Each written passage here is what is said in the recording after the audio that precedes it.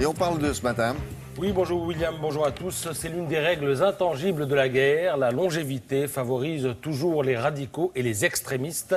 Écrite à juste titre ce matin, Isabelle Lasserre dans Le Figaro. Et bien sûr, la guerre de Syrie ne déroge pas à cette règle. 4 ans, 250 000 morts et la sempiternelle répétition de ces images de réfugiés fuyant Daesh à bord d'une carriole ou de terroristes hissant leur drapeau dans les villes conquises en Syrie ou en Irak. Des villes toujours plus nombreuses pour un territoire de plus en plus étendu, comme en témoigne cette carte publiée par Le Figaro ce matin.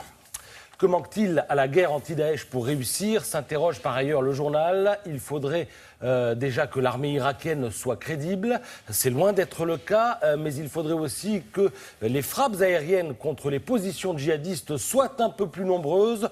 Peut-être aussi faudrait-il que la coalition revoie un peu sa stratégie. De nombreux pays, notamment les monarchies du Golfe, réclament une action de force contre le régime d'Al-Assad, mais les États-Unis préfèrent axer leurs efforts sur la formation des rebelles modérés, peut-on lire dans Le Figaro, sous la plume de Georges Malbruno.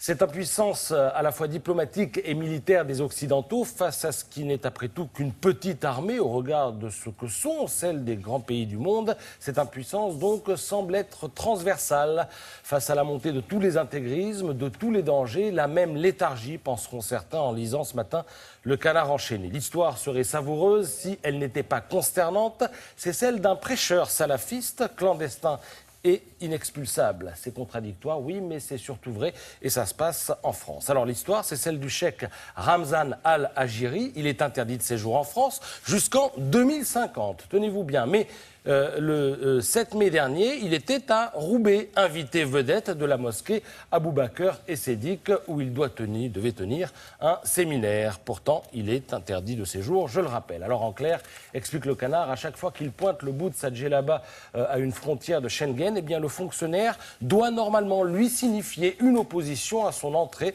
sur le territoire. Voilà pour la théorie, mais en pratique, le fonctionnaire a autre chose à faire, surtout lorsqu'il est italien, puisque c'est par l'Italie que le cheikh indésirable a pénétré dans l'espace Schengen. Alors l'histoire n'est pas complètement finie parce que le gars est interdit de séjour, mais comme il est là et que, je cite, la DGSI n'est pas en mesure d'étayer le risque de menaces graves, eh bien on ne l'expulsa pas. Une telle mesure d'ailleurs aurait toutes les chances d'être retoquée par le juge administratif, lirez-vous ce matin dans Le Canard enchaîné. Passivité, folie, angélisme, débilité, diront certains, ou simple affaire de droit. Tenez, pas plus tard qu'il y a quelques jours, 2 hommes, dont un islamiste radical, auraient été pris en photo devant l'immeuble du directeur de Charlie Hebdo.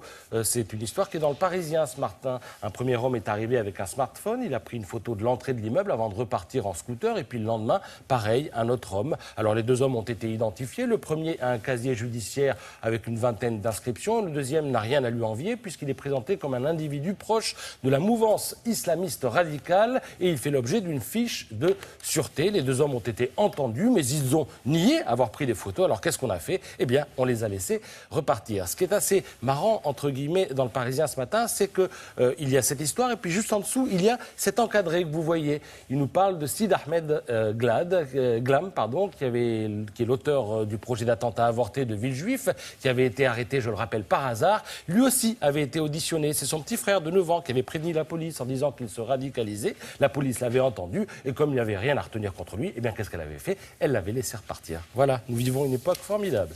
Merci beaucoup. Là,